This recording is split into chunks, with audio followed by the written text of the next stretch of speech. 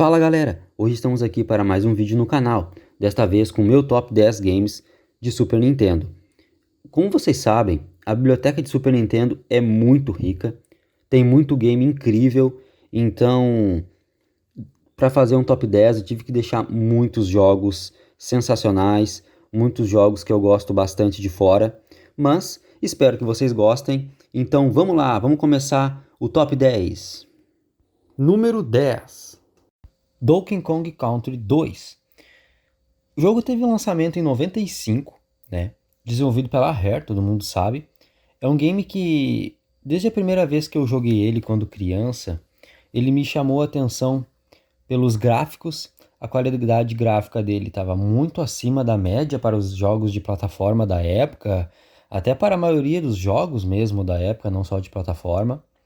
É um jogo que ele conta com uma jogabilidade impecável, como vocês estão vendo na própria imagem, né? A jogabilidade desse jogo, ela é muito bem ajustada. O timing para pular, para se agarrar nas coisas, na corda, nos objetos, tudo é muito ajustado. O jogo é lisinho, é muito gostoso de jogar. A trilha sonora de Donkey Kong, a trilogia, né? Vamos colocar aqui a trilogia do NES. É lindíssima, né? Mas para mim, a trilha sonora que melhor fez jus ao game, combinou muito com o ambiente, combinou tudo com essa questão de que Donkey Kong 2 quis trazer de piratas e tudo, de aventura, né?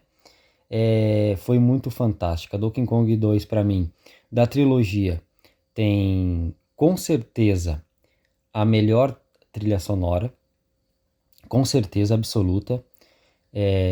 Jogar Donkey Kong 2 sempre me remete à infância, né? Porque foi um dos primeiros games de plataforma que eu joguei junto com Mario World. E sempre, todo ano eu revisito esse jogo.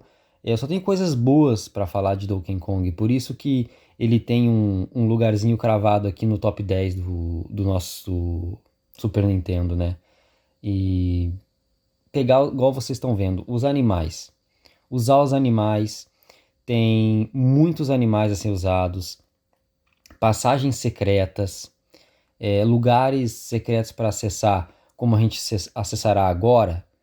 Isso aí explodia a nossa cabeça na época, porque poucos jogos tinham isso ainda. A gente estava vindo de um Nintendinho, né? Então o Super Nintendo ele conseguiu fazer isso com Mario World, ele conseguiu fazer isso depois com o Donkey Kong 1. Eu acredito que melhorou isso em relação ao Donkey Kong 1 pro Donkey Kong 2, né? Pro 3 já teve eu acho, na minha opinião, né? O 3 é o menos favorito para mim da série, embora eu goste muito dos três jogos do Donkey Kong, nenhum jogo é ruim da trilogia Donkey Kong, são clássicos.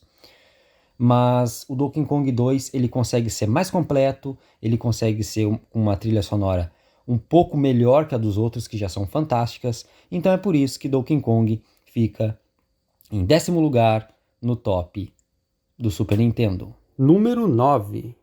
Final Fight 3. Galera, Final Fight 3 para mim é o melhor jogo da franquia Final Fight. Nele, como vocês estão vendo, a minha gameplay, tem o retorno do Guy. O Guy volta a sério, porque ele não teve no 2. No 2 ele estava fora, né? Ele estava treinando para se tornar um mestre Bushin. Sim, e outra coisa, o game se passa novamente em Metro City. Ela está infestada de membros da Skull Cross, que é uma nova gangue que está tocando o terror aí em Metro City.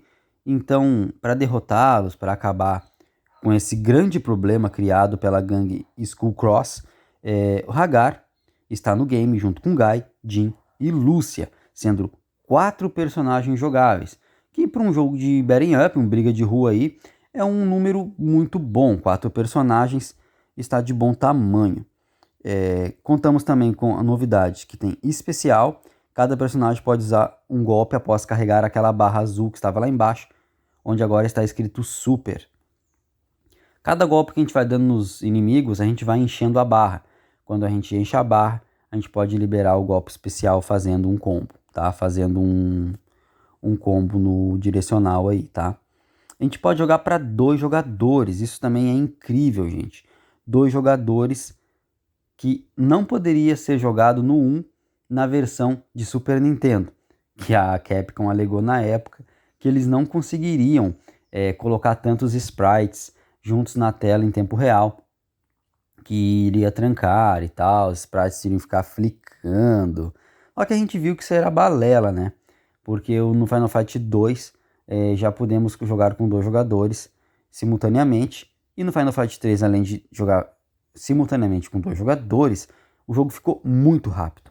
O Final Fight 3 é o Final Fight mais rápido de todos, os personagens podem correr, a gente dá 2 toquezinhos para frente no direcional, no D-pad, os personagens correm, se projetam, e durante a corrida, se a gente acertar um golpe, ele dá um combo que gasta muita energia, gente. Gasta muita energia do inimigo. Que acaba sendo uma feature bem legal pro game, porque diferencia aí, o Guy é muito rápido. Então é tranquilo vir correndo com ele e sair de perto de vários inimigos que o Guy tá, no caso, sendo atacado, para ir pro outro lado da tela. E às vezes, muitas vezes, quando a gente tá fugindo dos golpes dos inimigos, a gente pode acabar dando um combo em outro personagem, né, durante essa corrida, então torna a gameplay mais interessante ainda, tem mais esse fator aí, né, gente. Para jogar para dois, também tem uma edição aí, a gente pode jogar usando a CPU, isso mesmo, a gente pode usar a CPU, só que tem um problema, cara, nossa, mano. A inteligência artificial da CPU deixa um... Vamos ser bonzinho. A inteligência artificial da CPU deixa um pouquinho a desejar, tá? Vamos ser bonzinho. Porque além da gente ter que cuidar da gente mesmo no game, né? Da gente não apanhar e não perder nossas vidas, a gente tem que cuidar da CPU, mano. Porque a CPU, ela não flui, cara. Ela até bate nos inimigos e tal, mas ela apanha muito, muito, muito. E isso vai comendo todas as vidas. A gente acaba tendo que se preocupar com a gente, óbvio, e com a CPU. Então, uma coisa que seria incrível se a inteligência artificial dela fosse melhor explorada, fosse mais ajustada para o game, seria impecável. Esse é o único ponto fraco e forte ao mesmo tempo, né? Mas aí tem essa falha aí na inteligência artificial da CPU, senão seria incrível quando a gente não puder jogar com um irmão, um amigo, né? Jogar para dois usando a CPU seria incrível. A trilha sonora, gente, a trilha sonora desse game é muito bem ajustada. Na minha opinião, assim, quando eu jogo esse jogo, ela traz bem aquela questão de briga de gangue, de guerra, de tensão, né? Que a cidade está passando, porque a trilha sonora traz tudo isso na música. Ela toca nos chefes, ela muda o tom. Durante tem fases que ela quer trazer um clima mais de para amedrontar o jogador, um clima, tem outras fases que ela toca mais rápida, numa batida mais pesada. Tudo depende da fase, dos inimigos que a gente vai enfrentar. Ela está bem presente no game e foi muito bem usada, entendeu? Eu achei muito interessante, muito interessante. Um jogo de beating up, um jogo de briga de rua, shooting up, esses jogos que a gente tem que jogar com adrenalina pra gente poder, né, se movimentar mais rápido com o personagem ou com a navezinha. A gente precisa de uma trilha sonora que envolva a gente, né, uma trilha sonora que tenha uma batida forte, né, uma batida frenética. E também nas fases, uma coisa muito interessante desse game, ela se divide em 2 partes, a maioria das fases.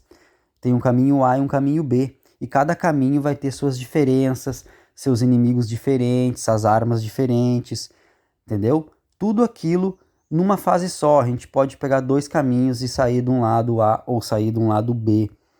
Isso também é muito legal, é um diferencial muito incrível. Poucos jogos beating up têm essa mecânica de caminho A, caminho B, da gente poder escolher para onde a gente vai, né? Então isso torna o game então muito mais legal. Então é por isso que ele está em nono lugar no nosso top 10 de Super Nintendo. Número 8. Super Bomberman 5. Gente, ele entra em oitavo lugar porque é um jogo que, com o fator replay, eu acho que desses da lista é o que tem o maior fator replay. É fantástico. a gente nunca enjoa de Bomberman, como vocês estão vendo aí, ó. Battle Mode e o Normal Game. Cara, sinceramente, eu jogo muito mais o Battle Mode, o Battle Game, do que o jogo normal, né? Do que a campanha do principal dele. A campanha principal de Bomberman, ela tem vários mundos, né? Aí, igual esse aí, Zona 1, aí a Zona 1 tem 6 fases, eu não sei quantas, não me lembro exatamente quantas são, mas são várias fases cada zona, e a gente, aí é o Battle Mode que eu tô jogando, né? Que eu gravei. E cada zona tem a sua característica, né? Tem uma zona que é mais industrial, outra zona de vulcão, a outra zona é mais na água, aí vai indo, né? E a gente vai desfrutando dessa zona, que é como se fosse um mundo, e ela tem as fases, aí vai mudando um pouquinho de acordo com a fase para dar uma mexida ali, né? No game, pra não ficar tudo muito repetitivo. E dá pra jogar pra dois a campanha, isso é incrível. Isso aí já é uma coisa muito boa pro fator replay. O Battle Mode, cara, dá pra jogar 1x1, dá pra jogar você contra aí o seu amigo aí, dá pra jogar numa arena, né? Dá pra jogar vocês dois contra a máquina também, todo mundo contra todo mundo, vocês dois contra um contra o outro, mas também contra a máquina. Dá pra jogar vocês dois contra a máquina. Dá pra jogar até 4 amigos, na verdade, também. Vocês todos contra todo mundo, ou vocês todos contra a máquina.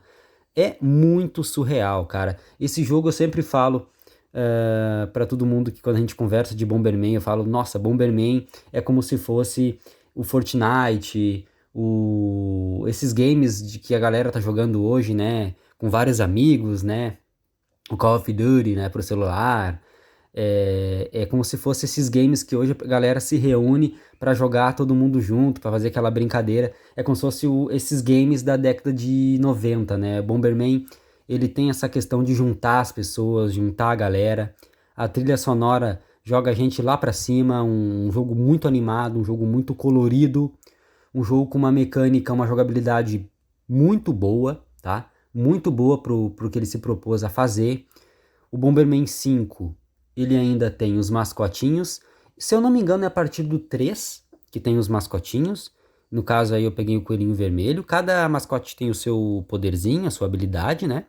Que a gente usa como forma de estratégia durante o game. E isso dá um upgrade muito incrível. Dá uma contraparte muito legal à estratégia que o seu oponente está montando. Quando vê o seu oponente está pegando todos os poderes, todos os poderzinhos ali, está muito forte. A gente pega um mascotinho, um animalzinho ali que nos ajuda, a gente consegue virar aquele game que parecia perdido ali, né? Aquela fase que é muito difícil e tal. Então, por conta dessas reviravoltas que, pra mim, da década de 90 só Bomberman conseguiria fazer, e toda essa alegria que ele traz, essa boa vibe aí, que ele fica com certeza em 8º lugar, com muito bom gosto. Bomberman é um jogão. Número 7, Demon's Crest. Galera, esse jogo é incrível. Outro jogo da Capcom. Como a Capcom está presente, né? Neste meu top 10. E juro pra vocês, não é nada armado. Eu não sou fanboy da Capcom. Simplesmente deu a coincidência de eu amar os jogos da Capcom. Nem eu sabia que a maioria dos meus games preferidos de Super Nintendo eram da Capcom, cara. Demais, demais mesmo. Mas vamos lá. Cara, esse jogo, ele é muito bom. Ele é difícil, ele é um jogo difícil. Eu falei pra vocês, eu conversei com vocês sobre ele quando eu mostrei a minha coleção de Super Nintendo, né? Até pra quem não viu, tá aí no canal, na playlist ali de coleção de games. Dá uma olhadinha lá, vocês vão gostar. É um vídeo bem legal, explico bastante lá da minha coleção, o que eu acho. Um breve resumo de cada game lá e tal. Mas galera, esse jogo ele é muito difícil. Só que ele é muito difícil com o passar do tempo. Conforme o jogo vai passando, ele vai ficando difícil. Ele não é um jogo difícil do começo já. Por exemplo, agora na gameplay que eu fiz aí, a gente vai enfrentar um dragão. E Não sei se vocês notaram, mas isso aí é um tutorial. É um tutorial básico, bem básico do jogo. A gente tem que pular, a gente já vai sair atirando. Ó, o time dele, a Capcom foi muito inteligente no tutorial do game. Ela fez um tutorial que a gente não percebe que é um tutorial, né? A gente já encara esse dragão como se fosse um boss, um chefão, né? E ele nada mais é do que um tutorial. Então é isso que eu quero explicar para vocês. É um game difícil, mas ele dá aquela sensação de que a gente está aprendendo a jogar. Ao mesmo tempo, ele vai se tornando difícil. Então a gente vai passando os obstáculos e essa dificuldade não se torna sentida. Ela não é aquela coisa que o jogo não é um Dark Souls, que o jogo já é muito difícil desde o começo, ele já é impiedoso, né? Então este game, ele mastiga muito pra gente essa questão da dificuldade. Então ele se torna muito gostoso, muito prazeroso de jogar. Em relação à gameplay, o personagem, o Firebrand, ele pode pular e planar. Ele não voa muito alto, né? Então a gente tem que adquirir habilidades. Quando a gente derrota um boss, a gente ganha mais uma pedrinha, uma esferinha de vida, assim como a gente vai ganhar agora, tá? Aí vai aumentar a vida lá em cima, lá, olha lá ao lado de cima, ó, aumentou a vida.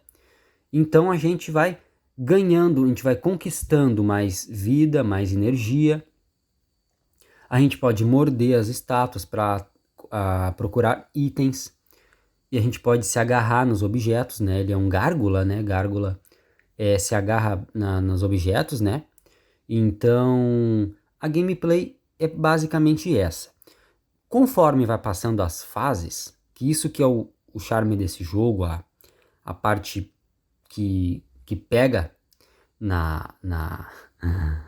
e traz aquela questão de querer repetir o game, que pega na vontade da gente querer fazer um fator replay com ele, é que a questão, conforme vai passando as fases, a gente vai pegando gemas, e essas gemas, elas vão fazendo o Firebrand ter outros poderes, ele se transforma.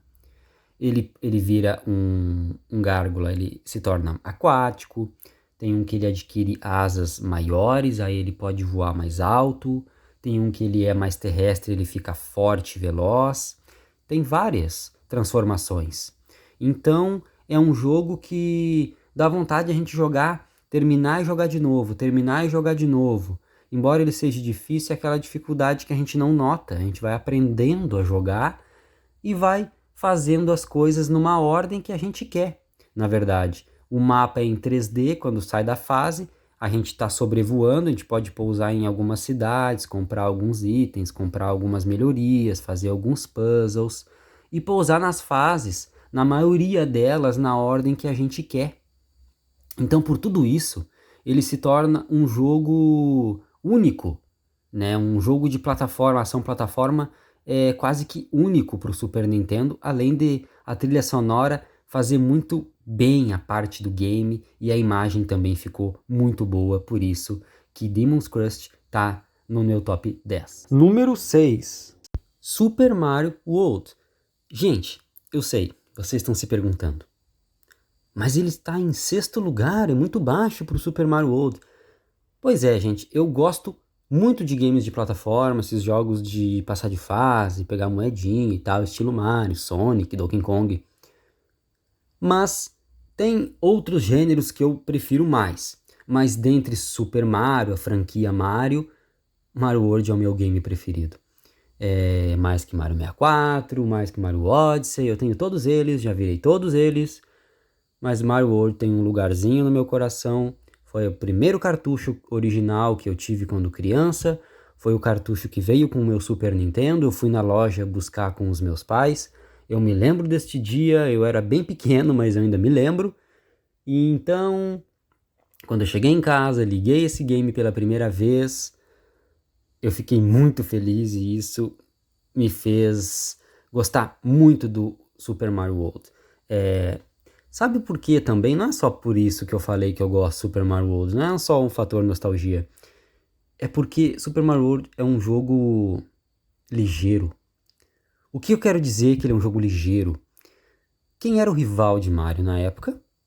Todo mundo sabe. Sonic. Qual é a propaganda, o slogan do Sonic? A velocidade, né? Até tem aquela questão que o Genesis faz, o que o Nintendo não faz, né? A questão da velocidade, né? Dos consoles, a velocidade do jogo do Super Mario World com o Sonic. Eu já acho bem ao contrário, na verdade. Porque eu sou daqueles jogadores, quando eu tô jogando um jogo de plataforma, eu gosto de, me sumir na fase, pegar o bonequinho, correr com ele, pulando as plataformas. Ah, tem um penhasco ali na frente. Não interessa, mano. Eu vou tocar por cima, eu vou pular aquele penhasco. Ah, tem uma plataforma ali que é tri difícil, pra cair no chão é muito fácil e tal.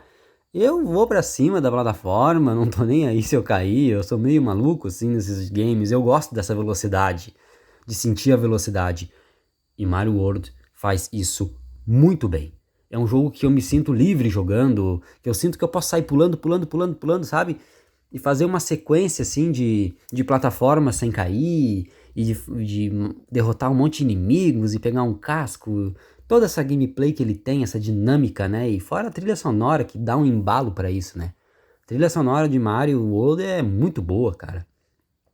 As saídas, ele tem várias saídas, tem esses bloquinhos que a gente vai conquistando durante a gameplay também, que a gente vai usando eles para facilitar as fases lá na frente. Tem vários Yoshis, na verdade é um, né? Mas conforme ele vai pegando os cascos e vai comendo, a gente vai ganhando poderes com Yoshi e vai usando ele para vários obstáculos, né? Pra gente poder passar por obstáculos, facilitar a nossa vida. Tem a questão de todos os caminhos, que tem vários caminhos, né? Para pegar, chegar na parte das estrelas, que é a Road Stars, né? Até chegar no chefão final, né? No Bowser. É muito bom. Eles usaram muito bem os chefes são muito divertidos, os castelos são difíceis, mas na medida certa. É um jogo muito bem desenhado, um gráfico muito bonito. E acima de tudo, gente, eu gosto de Sonic, sabe? É que eu quis trazer Sonic aqui para comparar essa questão da velocidade, que eu nunca entendo. Sonic é rápido? Sim, ele é mais rápido que o Mario.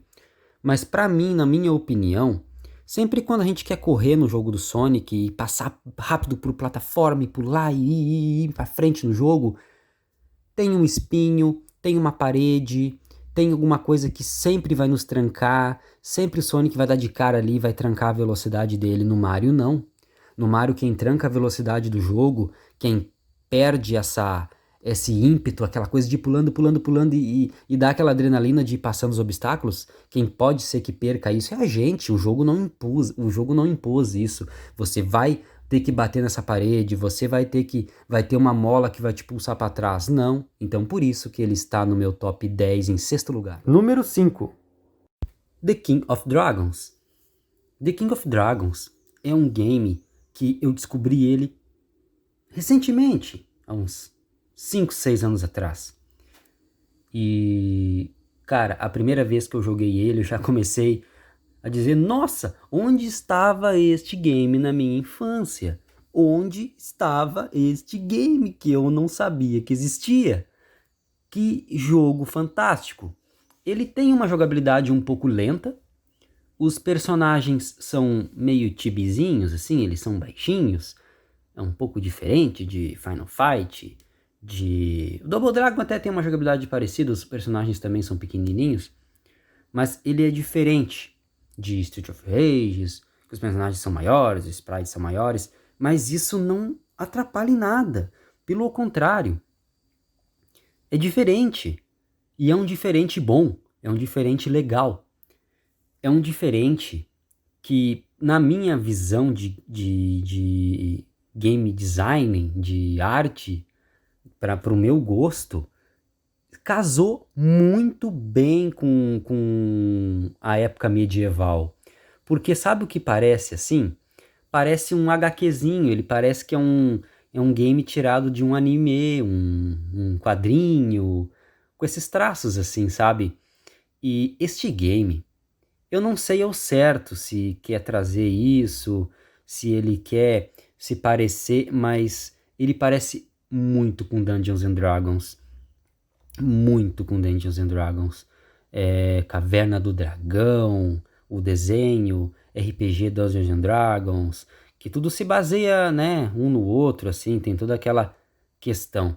Vocês viram o chefe, o Rei Orc aí que a gente derrotou, eles dropam dinheiro e cada chefe que a gente derrota, a gente ganha melhorias ou na nossa espada ou no nosso escudo. Às vezes esses itens, esses equipamentos, né, as melhorias, elas estão no meio da fase também.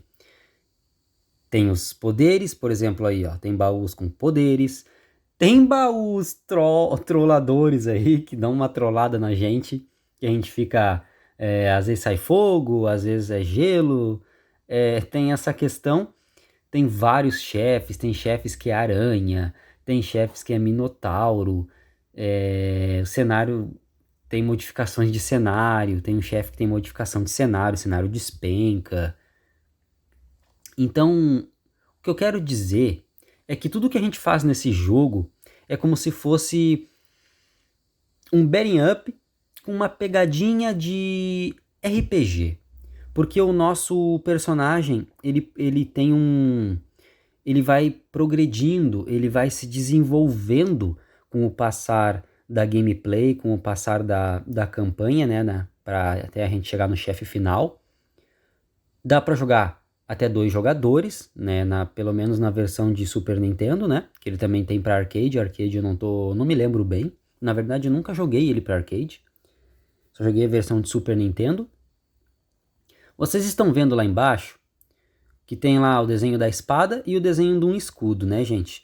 Aquilo ali é o nível de espada e o nível do escudo. Vocês estão vendo que a espada que a gente pegou no chefe passado está nível 2, o escudo está nível 1. Isso é uma progressão do personagem através dos seus equipamentos. A trilha sonora também é uma trilha sonora muito boa, remete muito a essa questão da Idade Média, a mitologia. Cada fase tem uma trilha sonora que realmente desperta aquela emoção que a gente está vivendo ali, né? A jogabilidade também é muito boa. É um jogo com fator replay muito bom. Eu jogo ele várias vezes e quero rejogar de novo. Então, por conta de tudo isso, que ele está em 5º lugar no nosso top 10 de Super Nintendo. Número 4.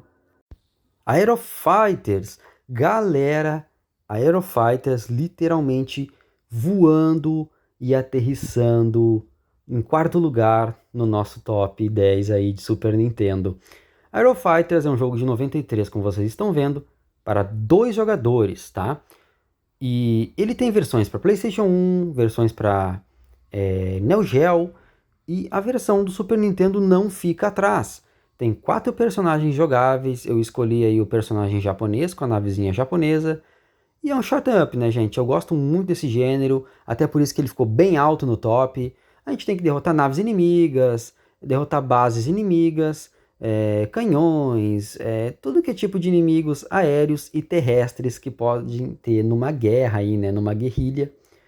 E a gente vai pegando pontos, e com esses pontos a gente vai ganhando vida, né, lives aí, e também ganhando bombas, que são os Bs, elas são simbolizadas com luz Bs, para o especial da gente. E também os Ps, que a gente pode usar como upgrade para a nave. Agora, como eu peguei o P ali, e agora eu vou pegar outro P. Então, vocês viram, eu dei 2 upgrades, ficou como se fosse essa kunai aí, acho que são kunais que fica.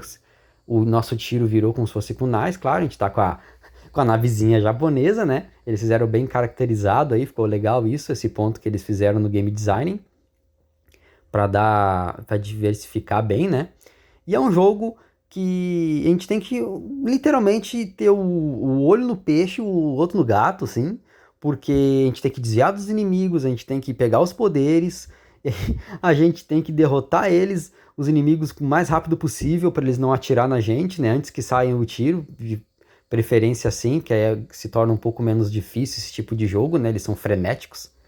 A trilha sonora é muito boa, ela nos joga lá para cima, é uma trilha sonora bem animada, para dar bem essa pegada, ela combina com essa pegada, né, de Shut Up, aquele jogo frenético que a gente tem que ir pra cima das naves, atirar, desviar e tal, pegar os power-ups mais rápido possível.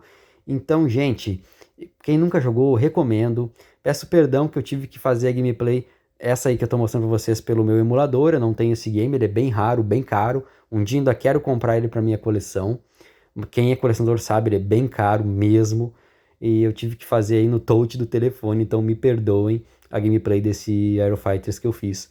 Mas foi com carinho aí pra mostrar pra vocês o jogão que é Aero Fighters, como ele foi muito bem trabalhado.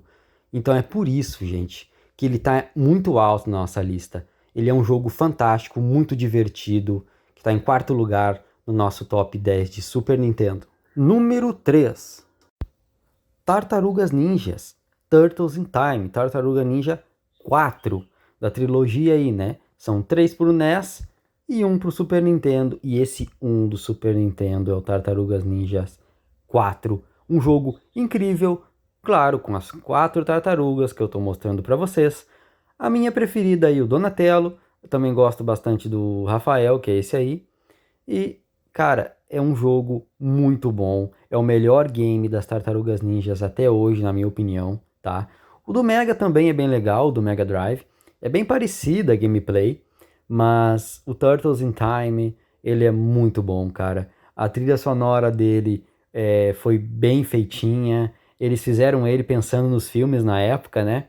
Para vender bem o game. Tinha os filmes, eles tinham os 3 filmes que eles fizeram em sequência, assim, acho que foi um ano atrás do outro, aqueles filmes clássicos do Tartaruga, né? E eles fizeram bem baseado naqueles filmes esse game aqui. E ficou muito bom, gente. A jogabilidade dele pro Super Nintendo é algo surreal. Ele parece um jogo de PlayStation 1, a jogabilidade. Tá à frente do tempo dele, sabe? Combinou muito bem.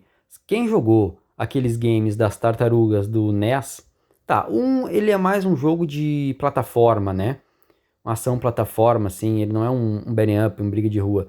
O 2 lá no NES e o 3 já são games de briga de rua. São divertidos, são um dos meus jogos preferidos do NES. Eu gosto muito dos Tartarugas 2 e Tartarugas 3 do NES. Mas a melhora foi tão grande quando ele veio pro Super Nintendo através do 4 que ficou sem comparação. Eles pegaram, parece que tá 2 gerações à frente. Até hoje, sem dúvida nenhuma, para a maioria das pessoas, esse é o melhor game, é um clássico, é o melhor game das Tartarugas Ninjas que tem. Jogar isso aqui para 2 jogadores é incrível.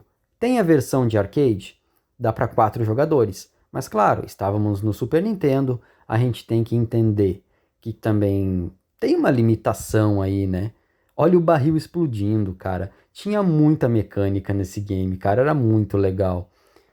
Então a gente também tinha que entender. 2 jogadores pro Super Nintendo tava bom, de bom tamanho. Dava pra se divertir aí com seu amigo, né? Seu familiar aí, seu pai, sua mãe, sua tia. Quem quisesse jogar, cara. Tartaruga Ninja é pra todo mundo, mano. Tartaruga Ninja é vida, mano. É muito incrível. Não é à toa que ele tá no top 3, cara.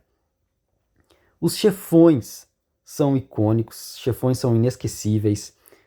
Cara, quando chega nessa parte, a gente é criança, é muito maluco. A gente tem que lutar com as tartarugas num cantinho, enquanto tem aqueles raios ali, cara. E a gente não. Se tomar aqueles raios, a gente perde muita vida. Muita vida. Então a gente não pode, de maneira alguma, cara, ser acertado por aqueles raios, porque vai uma vida inteira. A gente perde muita energia. E isso aí é muito legal, cara. Tem muita mecânica boa nesse game. Essa questão de agarrar os personagens. A gente poderia também agarrar eles através daquele Mode 7 do Super Nintendo, né? Aquela tecnologia que o Super Nintendo tinha. A gente podia agarrar os personagens e tocar eles pra tela. Isso tem uma fase, não sei se é a segunda ou terceira fase, que a gente tem que encarar o destruidor pela primeira vez, gente. E a gente tem que usar essa tecnologia para derrotar ele. Ele tá controlando um robô, uma máquina, né? E a gente vê ele de frente. Ele fica de frente, a gente fica lá atrás de um vidro lá, né, que ele tá controlando, e a gente tem que pegar os ninjas e arremessar contra ele para ir gastando a energia dele.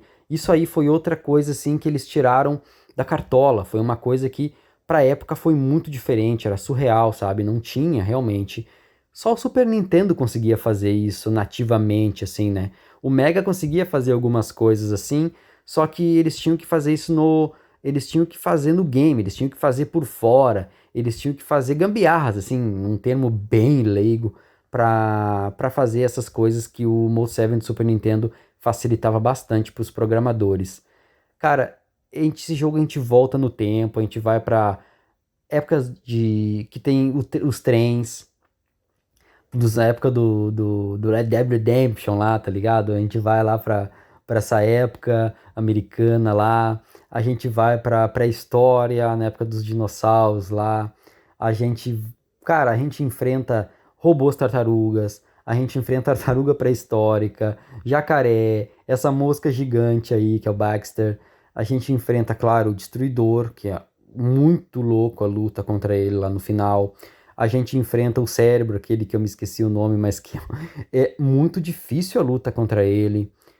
Tem as partes dos skates também, que usa bem o Mode 7, que lembra bem o Top Gear, a gente vai desviando e tem os inimigos aparecendo e a gente não pode cair do nosso skate e tal, né? Um skate meio voador, assim. É um jogo que foi feito com muito carinho, eu noto muito carinho, muito capricho na jogabilidade, na arte das tartarugas.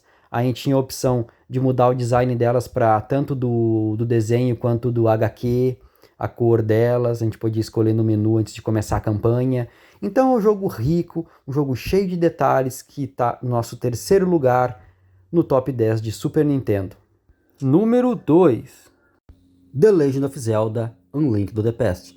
Gente, não tem como fazer um top de Super Nintendo e deixar o Link to the Past de fora, não colocar ele no top. No meu top ele fica em segundo lugar, ele e o primeiro lugar ficaram muito, muito próximos, foi uma questão bem justinha que decidiu o primeiro lugar. Logo depois nele lá vocês vão ver, tá? Mas, gente, falando do Zelda do Super Nintendo, é um game lindíssimo, é um game com uma arte fantástica, trilha sonora muito bem trabalhada, né? Ela, não só a trilha sonora, né? Não só as músicas do game, né? Eu digo os efeitos sonoros também, né? Desde quando a gente cai igual agora, quando a gente cai no buraco, o efeito sonoro é lindíssimo, é bem realmente, né? A gente cai no buraco e se torna engraçado o efeito sonoro, tem um eco junto, é tudo bem pensado. Quando a gente tá numa dungeon, a gente ouve os morcegos chegando, e a gente consegue, se a gente tá jogando numa televisão estéreo, a gente consegue escutar que lado eles estão vindo, os inimigos. A gente consegue sentir quando a gente dá uma espadada ou estoura uma bomba, dá um eco diferente, porque tá numa dungeon, um lugar mais fechado. Quando a gente tá num lugar muito apertado também, mesmo não é em dungeon, pode ser em castelos ou em alguma outra casa, uma masmorra, alguma coisa, dá eco, tem um som diferente, as pegadas na grama, as pegadas na água, tem tudo é muito trabalhado a trilha sonora desse jogo, ela tem um envolvimento todinho para nos dar uma ambientação, quase que eles quiseram fazer uma ambientação, é como se fosse um 3D, assim, ele é... Claro que o som não era, né? Não tô dizendo que era 3D, mas eles queriam passar isso, né? Não havia tecnologia, o Super Nintendo, claro, não conseguia trabalhar com isso, chip sonoro e tal. Mas eles quiseram dar essa impressão, né? Eles quiseram fazer com que o som desse jogo, como eu falei, não só a trilha sonora, não só as músicas, o som do jogo todinho fosse realmente parte do mundo de Hyrule, né? Que realmente transmitisse vida através do som, né? Então eles conseguiram. A mecânica do game é fantástica. Igual ali eu tô tentando puxar, empurrar. O Link não consegue. Claro, depois, eu gravei bem isso aí, porque depois ele vai conseguir. Então tem toda uma mecânica que a gente tem que ir nos lugares, procurar power-ups, procurar armas, itens, falar com NPCs, né? Comprar coisas, tudo para ir desbloqueando certos lugares, arrastar alguma coisa aqui, pegar uma pedra ali. A gente pega um power-up que a gente não consegue levantar pedras, depois a gente consegue levantar a pedra. Aí depois a gente tem uma pedra normal. Aí depois a gente consegue levantar a pedra grandona. Tem vários e vários power-ups, tem pescaria, arco e flecha, né? Tem o boomerang, né? O tradicional boomerang. Tem a lanterna, a gente tem que abastecer, a lanterninha ela acaba, né? Ali em cima vocês estão vendo aquela barrinha verde ali, tanto é para magia quanto para tocar com a lanterna. Acho que a gente coloca fogo tem as tochas ali que não tem fogo, a gente coloca fogo, aí o lugar que é escuro, ele se torna claro por um certo tempo, o fogo se apaga também. Até isso também, o efeito visual do game, né? Então, esse game foi muito bem trabalhado, como eu disse para vocês. E todo lugar que a gente vai é uma novidade, é um puzzle, é uma coisa nova. É muito parecido com o que eles fizeram hoje em dia com o Breath of the Wild, né? Tudo que é lugar que a gente vai tem uma coisa para fazer, né? E aqui pra época, pro Super Nintendo, foi isso, né? Tudo que é lugar que a gente ia, tudo que é lugar que a gente ia no mapa, a gente ia em igreja, a gente ia em vilarejo, tudo tinha uma coisa para fazer, apostas com NPC, um minigame aqui, um minigame ali para ganhar um coração extra, para ganhar rupees, né, os diamantes dele, a moeda do jogo. Então, a gente pode usar as moedas para comprar itens, mas também para os joguinhos, para os minigames. A gente tem aquelas maquininhas que a gente pode pegar os power-ups, que a gente pode pegar os poderes também. Então é um jogo bem completo. O mapa é lindíssimo, lindíssimo. A gente aperta a Select, né? O mapa aparece todinho, a Hyrule. Aparece tudinho, aparece onde tá as gemas que a gente tem que pegar, né? Os poderes que a gente tem que juntar todos eles. Para depois pegar a espada, né? Pegar a Master Sword lá na floresta. Então, tudo tem como é que eu posso dizer para vocês? Tudo está no devido lugar realmente para o jogo ser lindíssimo, para não ser cansativo. Eu joguei o Zelda 1, o Zelda do NES, e ele é um bom jogo, mas ele é cansativo, né? Então, tudo que eles fizeram naquele Zelda, eu sinto, assim, eu jogando como eu joguei os dois, joguei muito os dois games, eu sinto que eles gostaram daquela ideia. Só que eles quiseram aprimorar. Tanto é que eles tinham planos para lançar este game, ele foi lançado em 91 para o Super Nintendo. Eles tinham planos para lançar ele no final da vida do NES, mas não.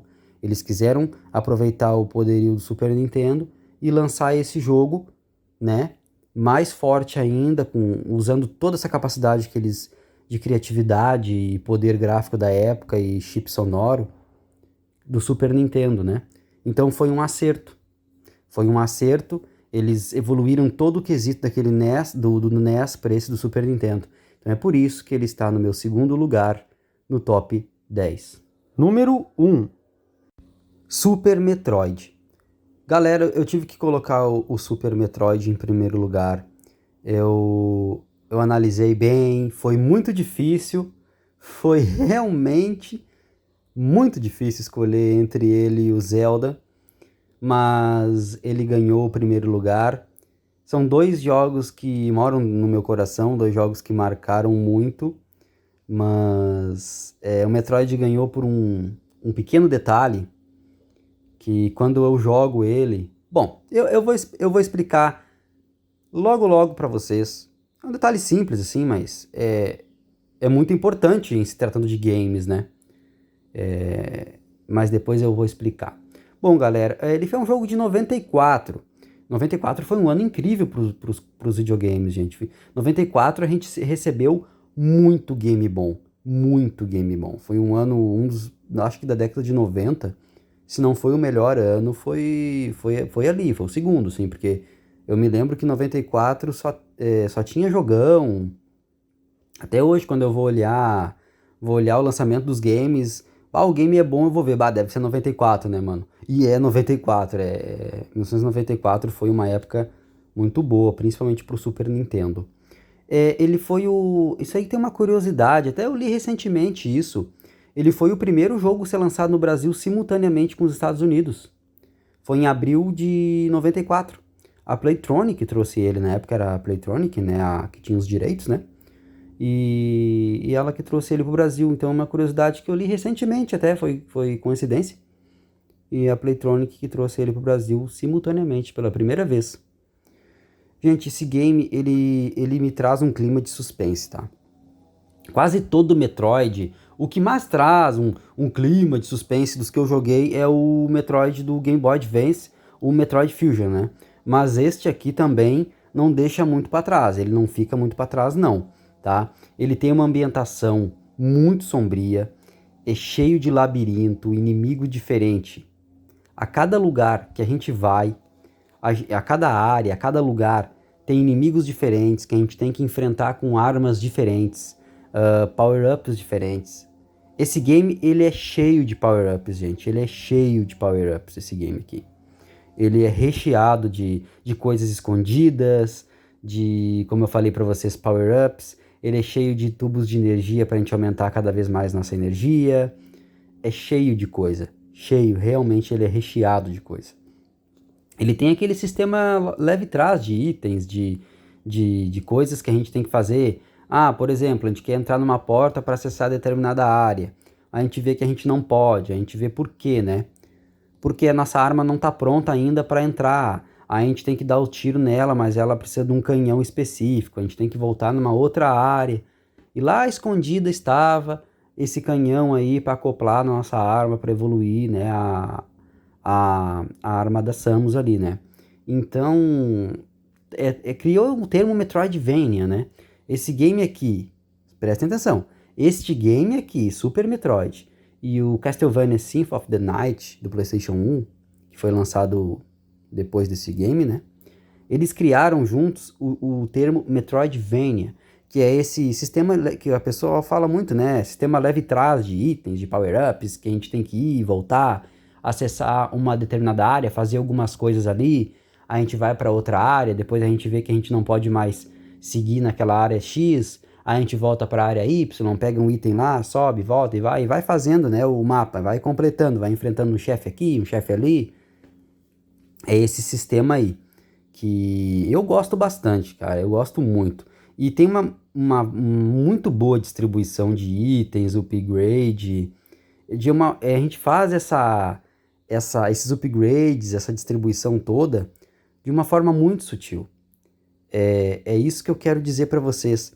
O que me fez escolher ele pelo primeiro lugar aqui foi que eu posso jogar ele, o Zelda também, mas o Metroid para mim é um pouco mais. Eu posso jogar ele por 4, 5 horas. Claro que nesse tempo a gente vira o game, claro, se a gente já decorou, né? Mas eu gosto de explorar o game, eu gosto de sair e jogar bem na manha, ir e voltar dos lugares. É aquele game que se eu posso passar a tarde jogando, sabe? Eu posso passar a tarde jogando, ele não me cansa. A trilha sonora dele não me cansa. A trilha sonora do Link to the Past é lindíssima, mas ela cansa um pouquinho com o passar do tempo. Se a gente joga horas a fio, isso que eu quero dizer, né? Ela é lindíssima. Mas essa aqui não, ela tem um clima leve, uma trilha sonora leve com um clima de suspense. Ela trata essas duas coisas, então não fica muito cansativo, né? E o jogo, por ser Metroidvania, ele te instiga a cada vez querer mais, ir mais fundo, ir mais na outra área, voltar aí. Tá, mas por que eu não consegui entrar na determinada porta? Eu vou tentar entrar, eu vou voltar para ver o que aconteceu, o que eu deixei para trás. Então ele te instiga a procurar, ele te desafia, né? E é focado nisso aí mesmo, gente. É na exploração, upgrades e cada vez melhorar o armamento da Samus. É isso aí, tá? Tudo que a gente vai, todo o caminho que a gente vai também tem upgrades. E eles não servem só para acessar portas, acessar túneis, né? Não, ele é ou para pular mais alto, para... Ó, ali, ó. Aquele pulo que eu dei ali. Aquilo ali, depois a gente vai pegar um power-up que a gente vai poder pular muito mais alto, a gente vai conseguir acessar aquela área. Tem power-ups que a gente vai poder destruir paredes, detonar paredes. Então tem um monte de coisa, mas isso não serve só para o mapa, para a ambientação das cavernas e das bases. Não, isso serve para os inimigos, para os alienígenas que a gente vai enfrentando conforme vai passando o tempo. Eles têm os pontos fracos deles e os pontos fortes. E a gente tem que saber usar cada arma, cada item que a gente pegou, power-ups, né? Cada power-up, a gente tem que usar isso em determinados inimigos para a gente poder passar o game mais fácil, para derrotá-lo mais fácil, né? E isso é muito interessante, tá? Eu consigo me ver jogando esse game, igual eu falei para vocês, horas e horas. E é por isso que ele tá em primeiro lugar. Ele é um jogo que quando eu era criança ele não me chamava atenção. Não me chamava atenção. Eu preferia jogar Bomberman, o que a gente chama no Brasil também Pateta e Max, que para eles é outro nome, o Mickey Donald 3, Magical Quest, que é um clássico, Super Mario, o Zelda mesmo, que é um jogo mais animado, mas, gente, depois de adulto, depois de adolescente, esse jogo aqui não tinha, eu fiz o top, eu já sabia, era ele ou Zelda, mas não tinha como ele ficar em segundo lugar, não. É muito apertada a diferença, mas ele no meu top 10, ele fica em primeiro, e não tem como revisitar o Planeta Zebes, porque a gente já veio a gente veio nele no NES, né, no Nintendinho, e revisitar ele, ver como é que ficou, ver toda a transformação, até como a gente pega a Morph Ball aí, né, é no mesmo lugar que a gente pega no NES, então dá essa nostalgia também, tem toda essa questão que esse game traz, que fez ele ficar em primeiro lugar. E espero que vocês tenham gostado, gente, do top. Não esqueçam de deixar um gostei aí no vídeo, se inscrever no canal. Me ajuda bastante, gente. Me ajuda muito mesmo. Cada vez que vocês deixam um like, que você se inscreve no canal, tá? Isso me ajuda a crescer, o canal vai evoluindo, tá bom? E compartilhe o vídeo se você gostou desse vídeo. Você sabe, meu amigo gosta, meu conhecido gosta. Compartilhe o vídeo no WhatsApp, aí nos grupos de WhatsApp ou individualmente, que aí ajuda a divulgar cada vez mais o meu trabalho aqui no YouTube. E se você gostou dos vídeos de top, quer que eu traga mais vídeos de top de Mega Drive, Game Boy ou qualquer outro console? Deixa nos comentários. Eu com certeza vou trazer sim. Pode demorar um pouco, porque não é muito fácil fazer um vídeo de top, a gente tem que... Não é fácil escolher os games e editar um vídeo de top, né, gente? Mas é isso aí. E é só deixar nos comentários que eu trago. Valeu, falou.